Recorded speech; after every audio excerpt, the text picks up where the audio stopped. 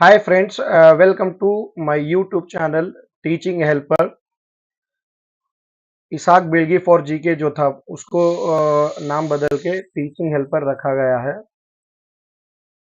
आपसे ये गुजारिश है कि आप हमारे चैनल पे नए हैं तो सब्सक्राइब करें, बेल आइकॉन क्लिक करें ताकि हमारे वीडियोज की सूचना आप तक पहुंच सके। सब लोगों को पता है कर्नाटका टीईटी 2024 कॉल हुआ है। उसके साथ साथ सीटीईटी के भी एग्जामिनेशन जुलाई में है और कर्नाटका टीईटी के एग्जाम जून के अंदर आपके एग्जाम है, जून के लास्ट डे में। तो इसीलिए आप सबको प्रिपरेशन करनी जरूरी है। इसलिए हम हमारे YouTube चैनल की तरफ से प्रीवियस ईयर क्वेश्चन पेपर्स को हम आज की क्लास में डिस्कस करेंगे। आने वाले क्लासेस में एक्सप्लेनेशन क्लासेस भी करने की कोशिश करेंगे। चाइल्ड डेवलपमेंट एंड पेडागोजी के ऊपर आज की ये क्लास रहेगी। आने वाले क्लासेस में हम लोग सोशल साइंस भी करने की कोशिश करेंगे। ज्यादा से ज्यादा हमारे वीडियो को दूसरे लोगों तक पहुंचाएं और उन तक शेयर करें, हमारा हौसला बढ़ाते रहें। चलिए दोस्तों, आज की ये क्लास शुरू करेंगे। चाइल्ड डेवलपमेंट एंड साइकोलॉजी के ऊपर प्रीवियस ईयर पे जिस बेस पे क्वेश्चंस हुए हैं उस बेस पे क्वेश्चंस को देखेंगे और साथ साथ उसका एक्सप्लेनेशन भी देखेंगे नीचे किस तरह से दिया गया है। यहाँ पे देखो भाइयों, पहला जो क्वेश्चन पूछा है, a child gains control over his arms and hands and then on his fingers, it represents the principle of. याद रखो, यहाँ पे डेवलपमेंट के प्रिंसिपल के ऊपर एक बात हुई है। ये question principles of the development के ऊपर हुआ। ओके, डेवलपमेंट सब लोगों को पता है। डेवलपमेंट एंड ग्रोथ एक इंपॉर्टेंट कॉन्सेप्ट है साइकोलॉजी के अंदर, एजुकेशनल साइकोलॉजी के अंदर। किस तरह development is a continuous process, development is a sequentially order वाला एक प्रोसेस है, एक वैसा प्रिंसिपल वाला है बोल के। ठीक है, यहाँ पे उन्हें क्या बोल रहा है, वो पहला क्वेश्चन डिस्कस अच्छी तरह से कर लो उसे। बच्चा जब डेवलप होता है सेंटर से, मतलब आर्म उसके पहले मजबूत होते हैं, उसके बाद में हैंड्स मजबूत होते हैं, आर्म्स और हैंड्स के बाद में फिंगर्स के ऊपर उसका कंट्रोल आता है। ये क्वेश्चन पूछ रहे हो ना, ये कौन से प्रिंसिपल के अंदर आते कर पूछ रहे हो। ओके, ठीक है, यहां पे इसका जो आंसर है वो है प्रॉक्सिमा डिस्टल। क्या आंसर होते हैं? Proxima distal. तो प्रॉक्सिमा डिस्टल कैसा करेगा? तो बच्चे की दो तरह की डेवलपमेंट होती, जैसा मैं यहाँ पे आपको लिखा हुआ हूं, development follows an orderly sequence. मैं पहले ही बता चुका हूं कि डेवलपमेंट के बहुत सारे प्रिंसिपल्स हैं। उसी प्रिंसिपल के अंदर एक प्रिंसिपल है development follows an orderly sequence. Development हमेशा क्या करता है? ऑर्डर को फॉलो करता है। ऑर्डर मतलब एक तरफ से दूसरी तरफ सिस्टमेटिकली जाता है, स्टेप बाय स्टेप जाता है। ठीक है, यहाँ दो ऑर्डर्स हैं, एक सेपोलोकॉडल, एक प्रॉक्सिमा डिस्टल। जैसा कि दोनों यहाँ पे ऑप्शन में दिया था, पहला ऑप्शन सेपोलोकॉडल है तो दूसरा ऑप्शन प्रॉक्सिमा डिस्टल है। यहाँ पे प्रॉक्सिमा डिस्टल क्यों होता है? क्योंकि उसको बारे में डिस्कस करेंगे हम लोग। सेपोलोकॉडल किसे बोलते हैं? बोले कहते the development process proceeds from head towards feet. पहले बच्चे का हेड डेवलप हो, उसके बाद में जिस तरह से चेस्ट है, हैंड्स है, इस तरह से डेवलप होते होते टॉप से बॉटम तक आना। हाँ, टॉप से बॉटम तक अगर बच्चे की डेवलपमेंट हुई तो उसे सेपोलोकॉडल बोलते हैं।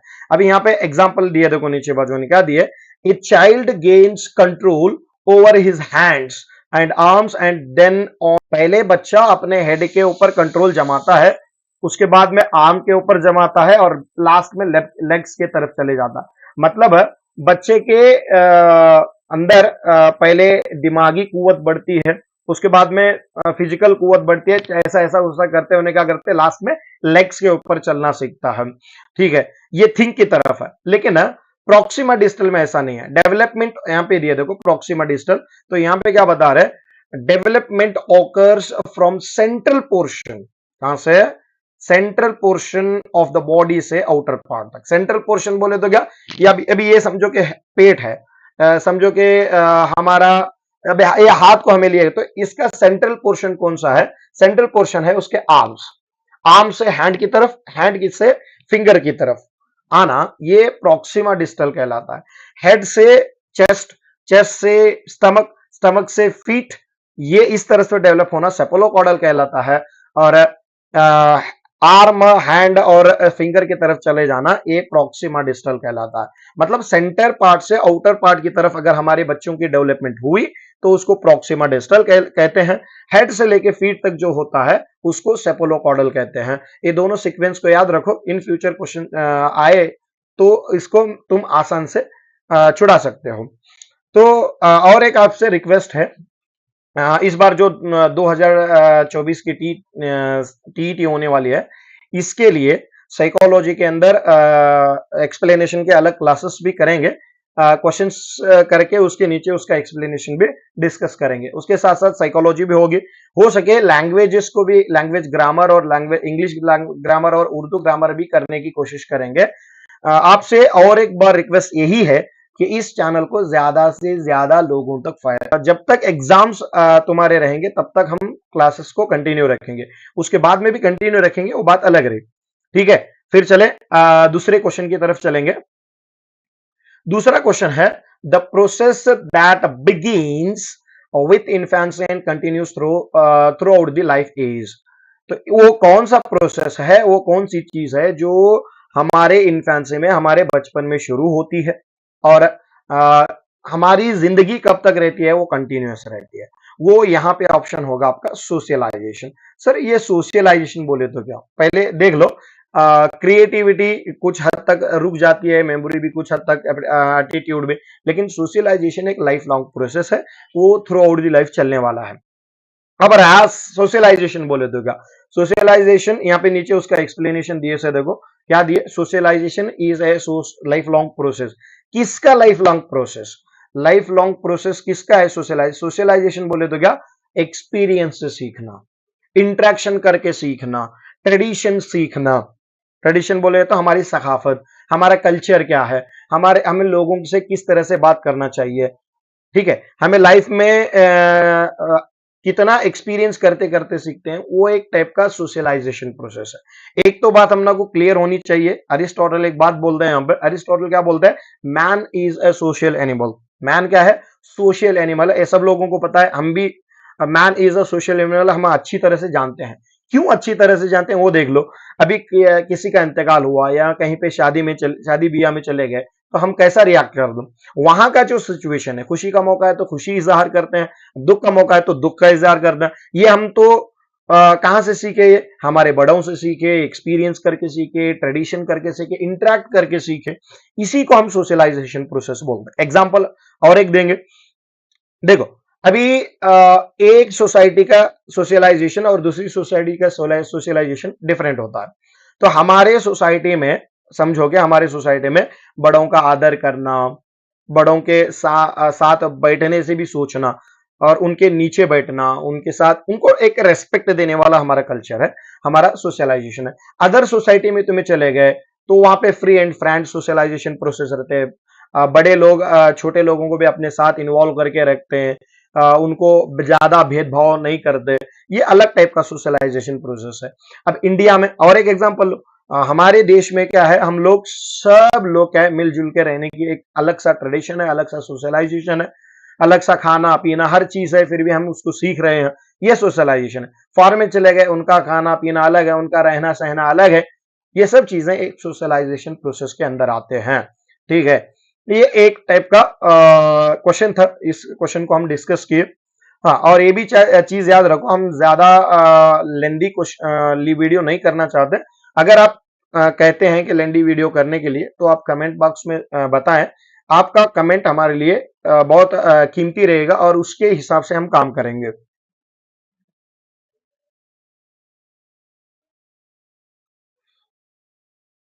नेक्स्ट आज का एक लास्ट क्वेश्चन, इस क्वेश्चन को डिस्कस करके हम इस video, children are likely to better than their incompetent parents, this is according to follow the law of heredity. यहाँ पे हेरिडिटी के लॉ पूछा हुआ है, हेरिडिटी के लॉ पूछा हुआ है। हेरिडिटी के 3 लॉज हैं हमारे पास, तो उन्हें ये 3 लॉज के अंदर क्या पूछ रहे हैं, अभी जो ऊपर की एग्जाम्पल है ये किस लॉ के लिए फिट बैठती है। ठीक है, अब एग्जाम्पल क्या है, तो अगर कोई माँ बाप इनकॉम्पिटेंट है, इनकॉम्पिटेंट मतलब ऐसा समझो कि हेल्पलेस, हेल्पलेस, इनकॉम्पिटेंट मतलब सही से उनकी डेवलप नहीं हुई, एक तरफ के माजूर लोग हैं, इनकॉम्पिटेंट पेरेंट्स हैं, लेकिन बच्चे उनसे अच्छे रहते हैं। तो इसको कौन सा लॉ हमें बोलते हैं को? इसका आंसर आता है कौन सा? Law of regression. कौन सा ऑप्शन आता है? Law of regression. सर क्यों लॉ ऑफ रिग्रेशन को बोलेगा? तो नीचे एक्सप्लेनेशन है, देखो यहां पे दिया हुआ हूं। क्या है law of heredity? Law of heredity, law of heredity बताता क्या है? ठीक है, लॉ ऑफ हेरिडिटी तीन लॉज हैं यहां पे। Law of similarity, law of variation and law of regression. ये तीन, law of similarity, law of variation and law of regression, ये तीन लॉज हैं, समझ लो। पहले लॉ में क्या है कर बोले तो children tend to be similar to their parents. जिस तरह से पेरेंट्स होते हैं, जिस तरह से माँ बाप होते हैं, उसी तरह उनके बच्चे डेवलप होते हैं, उनके बच्चे होते हैं। समझो कि पेरेंट्स टॉल हैं तो बच्चे भी टॉल रहेंगे। पेरेंट्स स्मॉल हैं, थोड़ा गिड्डे पोजीशन में हैं, तो बच्चे भी गिड्डे रहेंगे। समझ में आ रहा है कि नहीं? हाँ, अगर पेरेंट्स बहुत ज्यादा चालाक हैं, बच्चे भी चालाक निकलेंगे। अगर दिमाग से थोड़ा माँ बाप कमजोर हैं तो बच्चे भी कमजोर निकलेंगे। ये लॉ ऑफ हेरिडिटी का पहला लॉ है, लॉ ऑफ सिमिलैरिटी। ठीक है, ये क्लियर हुआ होगा। जैसा जैसा आपको क्लियर होता है आप कमेंट में कुछ बताएं। नेक्स्ट लॉ कौन सा है? Law of variation. लॉ जैसा लॉ बता रहा है उसमें ही समझ में आते कि कुछ वेरिएशन होता है। ठीक है, बच्चे के अंदर माँ बाप, यहां भी सेम है, कुछ भी चेंज नहीं है। पेरेंट्स हेरिडिटी बोलेगा तो पेरेंट्स को लिए बिना हम बात नहीं कर सकते। ठीक है, अभी एक चीज याद रख लो, पेरेंट्स के जितने भी गुण हैं, पेरेंट्स के जितने भी कैरेक्टर्स हैं वो हमारे पास होते हैं। उसके अलावा कुछ डिफरेंट कैरेक्टर्स या कुछ डिफरेंट चीजें हमारे अंदर आएंगे तो उसको हम लॉ ऑफ वेरिएशन करके पुकारते हैं। लाइक एग्जांपल देखो यहां पे, चिल्ड्रन में वेरी और डिफर, वेरी और डिफर बोले तो डिफरेंस, अलग अलग from their parents with respect to one और अदर ट्रेट्स ऑफ कैरेक्टर्स।